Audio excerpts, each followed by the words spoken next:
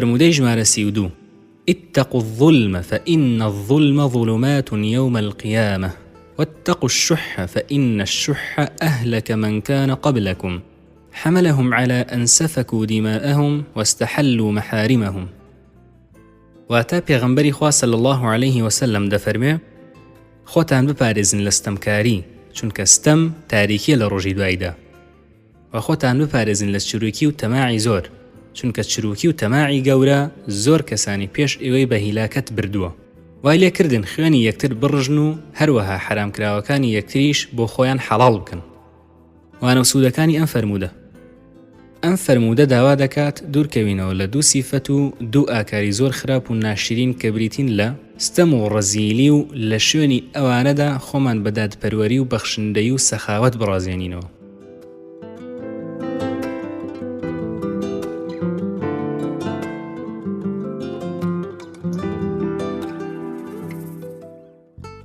فرمودەی ژمارە 33 بايعت رسول الله صلى الله عليه وسلم على إقام الصلاة وإيتاء الزكاة والنصح لكل مسلم. وتجريري كري عبد الله دڵێ پەیمانم دا بە پێغەمبەری خوا صلی الله عليه وسلم کە نوێژەکانم بەجوانی ڕاگرم و زەکات ببەخشم و دڵسۆز بم بۆ هەموو موسڵمانێک و ئامۆژگاری بکەم.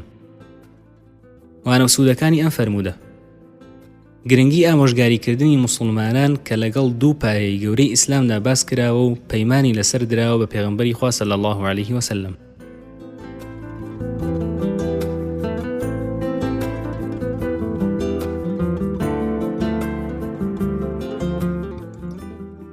فرمودەی ژمارە 34 إن لربك عليك حقا ولنفسك عليك حقا ولأهلك عليك حقا فأعط كل ذي حق حقه.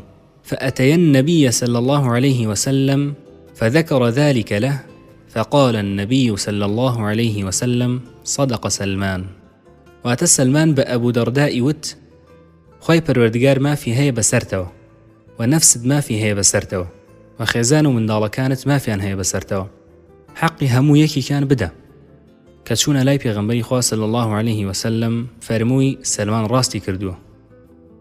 وانە سوودەکانی ئەم فەرموودە ئاکاری بەرز ئەوە نییە مافی لایەک بدەیت و ئەوانی تر بێبەش بکەیت لە مافەکانیان، بەڵکو دەبێ هاوسەنگی ڕاگریت و مافی خوا بدەیت و مافی خێزان و منداڵەکانیشت بدەیت و نەفسیشت لەبیر نەکەیت.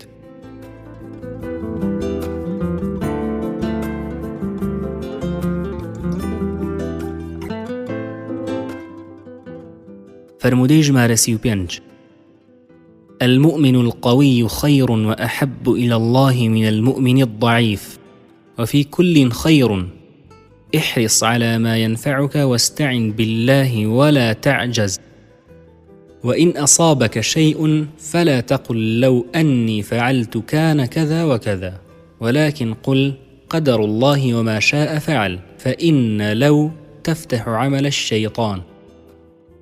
واتە پێغەمبەری خوا صلی الله عليه وسلم دەفەرمێ ئیمانداری بەهێز باشتر و خۆشەویستترە لای خوا لە ئیمانداری لاواز و لە هەردووکیانە خێر هەیە.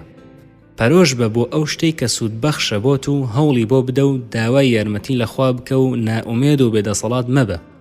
و ئەگەر تووشی موسیبەتێک بوویت مەڵێ ئەگەر وەهام بکردایە ئاوەها دەبوو، بەڵکو بڵێ خوا بەو شێوەیە قەدەرەکەی داناوە و هەرچیەکیشی بوویت هەر ئەوە دەکات. چونکە وتنی ئەگەر وام بکردایەوەها دەبوو دەرگا بۆ وەسوەسە و کاری شەیتان دەکاتەوە. وانە سوودەکانی ئەم فەرموودە موسڵمانی بەهێز ئەوانن کە خاوەنی ئیمانێکی بەهێزن، خاوەنی جەستەی بەهێزن، خاوەنی ئاکاری جوان و بەهێزن، خاوەنی ورەی بەرز و سەبرن، خاوەنی ئیرادە و ورەی بەهێزن، خاوەنی ئومێدی بەرزن و شکستەکان نایان ڕوخێنێ.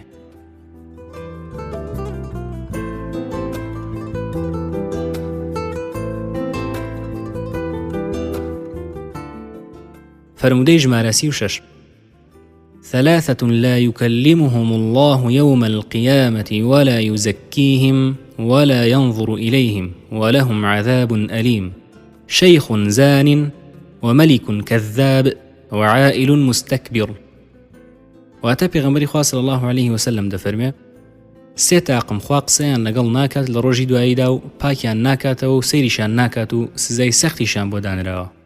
پیری زیناکار و پاشا و دەسەڵاتداری درۆزن و هەژاری خۆبەزلزان. وانە سوودەکانی ئەم فەرموودە: زینا و درۆ و خۆبەزلزانین لە تاوانە هەرە گەورەکانن و لە ئاکارە زۆر ناشرینەکانن، بۆیە خۆی پەروەردگار بەو شێوازە مامەڵیان لەگەڵدا دەکات.